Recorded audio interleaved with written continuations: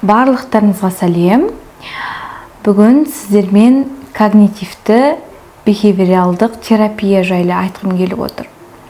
Ең алдымен сіз қазір жиі еститін шығарсыздар, өзіңді өзің жақсы көру керек, өзіңмен жұмыс істеу керексің, позитивті ойлау керек сияқты позитивті психология кеңінен тарап кеткен.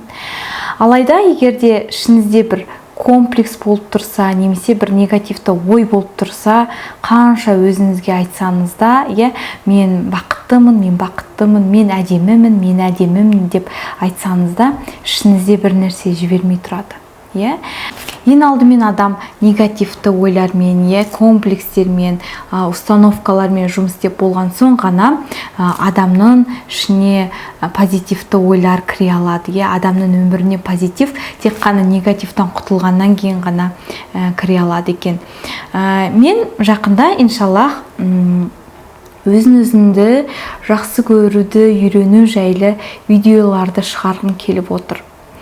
Ең алдымен осы видеоларды шығармастан бұрын комплекстерден қалай құтылу керек екендігі жайлы методикамен таныстырғым келіп отыр. Бұл осы видеоға, өзіңді өзің жақсы көру, қабылдау видеоларына кіріспе видео деп те айтуға болады.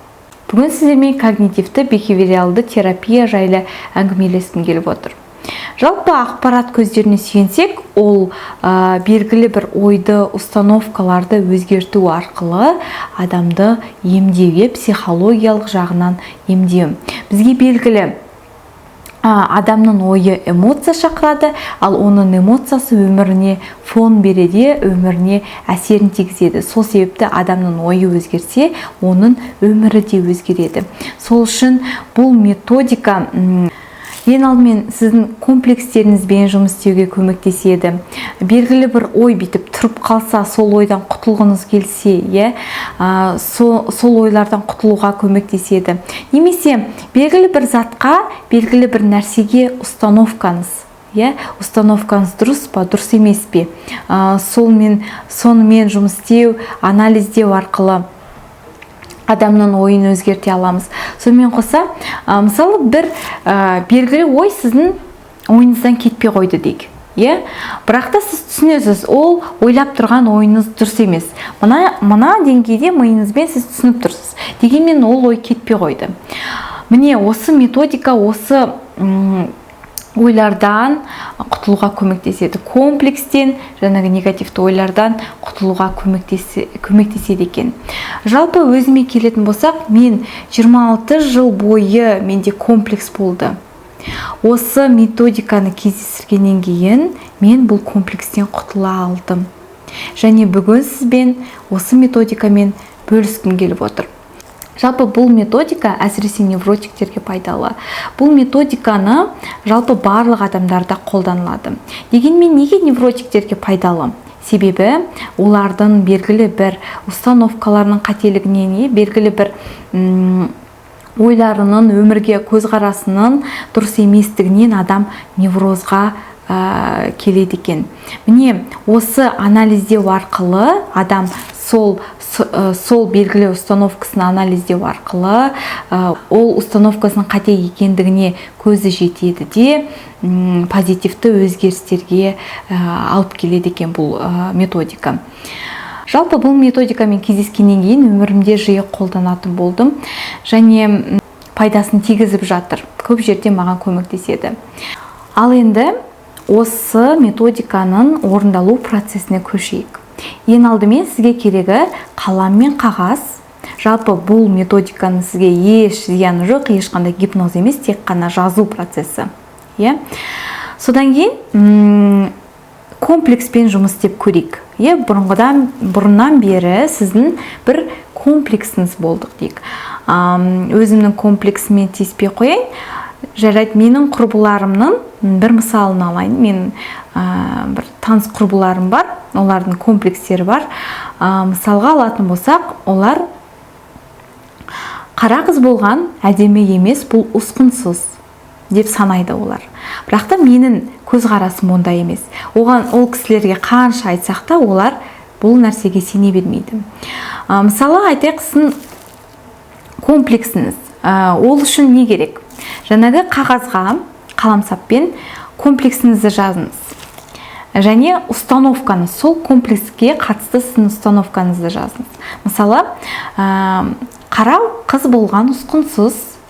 Мысалы, жігіттерге қара қыздар ұнамайды деген сияқты сіздің установкаңызды жазыңыз. Немесе комплекстен басқа да ойларыңыз болуы мүмкін негативті. Бірақ дәл қазір мысал ретінде біз белгілі бір комплексті айтып отырмын. Сіз өзіңіздің комплекстеріңізді де жазсаңыз болады. Дәл қазір жаздыңыз комплексіңізді: қара қыз болған ұсқынсыз және жігіттерге бұл ұнамайды. Қара қыздар ұнамайды деген сияқты. Дәптеріңізді екіге бөлесіз. Бірінші жағына осы установканы жақтайтын аргументтер, екінші жағына осы установкаға қарсы аргументтер деп екіге бөлесіз. Ең бірінші жақтайтын аргументтеріңізге, мысалы, былай жазсаңыз болады: мен ноутбугіме осы установканы анализдеп жасадым. Көп уақытты алмас үшін, ойланбас үшін мен осы установкамен жасаған талдауымды ноутбуктан сіздерге оқып берейін. Бірінші жақтаушы аргументтер. Жақтаушы орысша за, қарсы аргументтер против, за и против. Осы аргументке, осы установкаға қарсы және жақтаушы аргументтер. Бірінші жақтаушы аргументтер. Бірінші, неге сіз қара қыз болған ұсқынсыз деп санайсыз? Бірінші ойыңызды жазыңыз: мені мектепте кластасым қара қыз деп мазақтайтын. Мені негр деп мазақтайтын.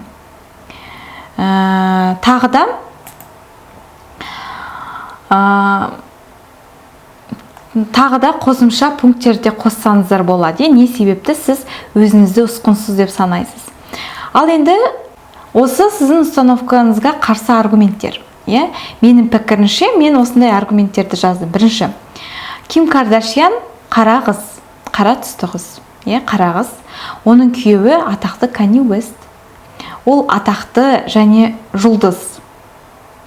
Ол қыз көп адамдарға ұнайды. Және көп адамдар оны әдемі деп санайды.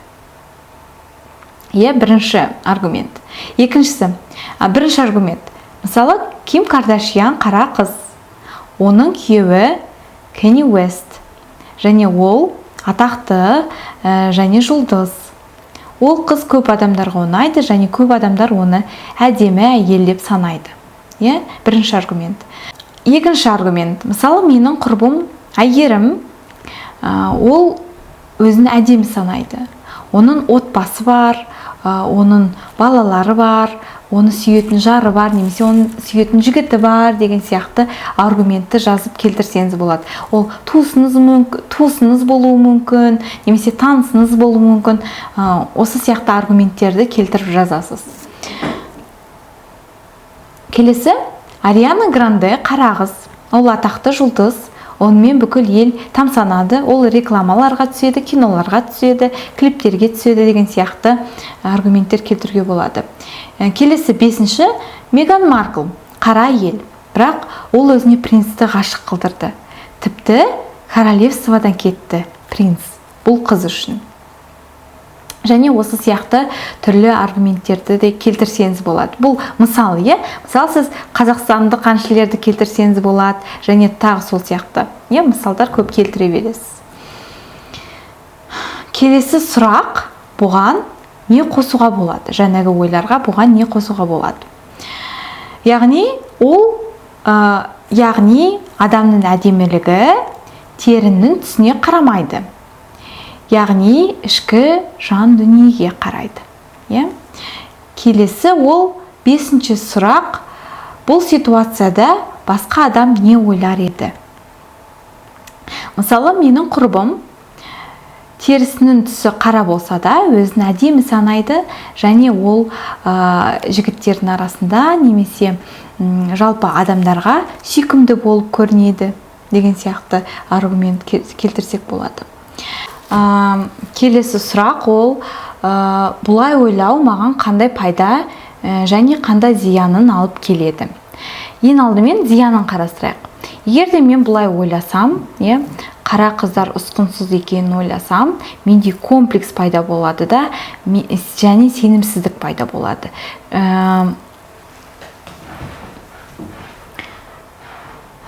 Сенімсіздік пайда болады, адамдармен, жігіттермен сөйлесуге ыңғайсызданамын. Бұл зияны, ал пайдасы ешқандай пайда жоқ. Яғни бұндай ойлау сізге ешқандай пайда алып келмейді. Жаңағы установкаңызды біз қарастырып жатырмыз, соны біз анализдеп жатырмыз. Келесі 7-ші сұрақ: мен қандай логикалық қателіктер жіберемін? Сонда қара қыздар әлемге әйгілі және әдемі. Олар адамдарға ұнайды. Яғни қара қыз болған керемет. Бұл да өзінше әдемі, өзінше көркем. Мен Аллах тағаланың жаратылысымын. Аллах тағаланың жаратқанының барлығы керемет.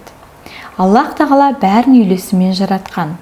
Яғни мен бұлай айтқаным, жаратқанына наразылық білдіргенім. Мен сұлумын, менің мамам қара түсті, мен мамамның бір бөлшегімін. Тағы да қосып, бұл жерге тағы да қосып жазсаңыздар да болады. Мен қандай логикалық қателіктер жіберемін? Үстіндегі сұрақтарға негізделе отыра, осы сұраққа жауап беруге болады. Немесе өзіңіздің ойыңызды жазсаңыз болады. Келесі сұрақ бұл: мен кейбір маңызды нәрселерді ұмытып, ұсақ түйектің маңыздылығын арттырып жүргенім жоқ па? Бұған мен бұлай жауап беріп көрдім. Мысалы менің көздерім әдемі, мұрыным әдемі, қастарым ерекше, сонымен қоса менің кластасым маған ғашық болған деген сияқты нәрселерді жазсаңыз болады. Қосып жазсаңыз да болады. 9-шы сұрақ: мен барлығы немесе еш нәрсе деген экстремалды категориясы мен ойлаймын ба? Барлығы немесе еш нәрсе. Мен сұлу болу үшін әппақ болу керек деп ойлаймын. Мен адам стандартқа сәйкес келмесе, ол ұсқынсыз деп санаймын. Ал шынтуайтында барлығы олай емес. Әр адам ерекше, әр адам Алланың жаратылысы. Келесі 10-шысы: мен жауабы жоқ сұрақтарға қарастырып жатқаным жоқ па? Негізі бұл сұрақта комплексті қарастырғанда бұл сұраққа жауап бермесеңіз де болады. Келесі сұрақ 11-ші сұрақ: басқаларға қарағанда өзіме қатты талап қоймаймын ба? Менің жауабым былай: мен бұл жерде өзіме мүмкін емес талап қойып тұрмын. Мен осылай жаратылғанмын және мен ешқашан өзгермеймін.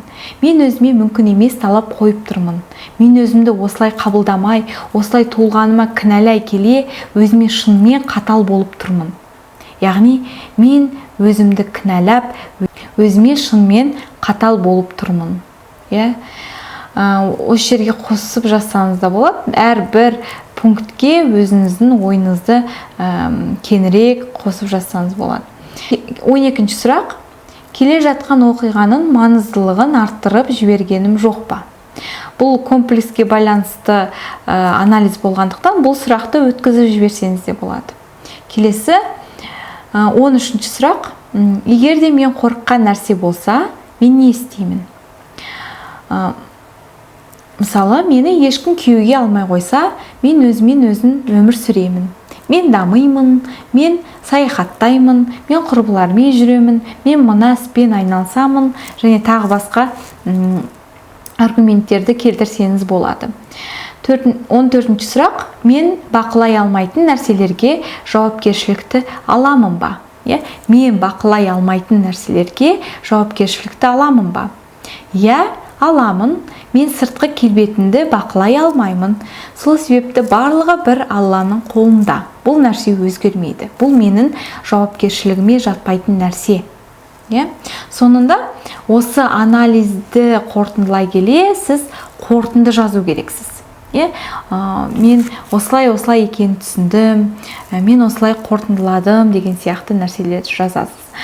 Бұл методика, когнитивті бихевиоралды терапия методикасы тек қана комплекстен құтылу емес, қайталап өтейін, ол сонымен қоса түрлі ойларды саралап анализдеуге көмектеседі. Жалпы мен осы сұрақтар тізімін осы видеоның астына салып қоямын. Сілтемеге өтіп жүктеп алсаңыз болады.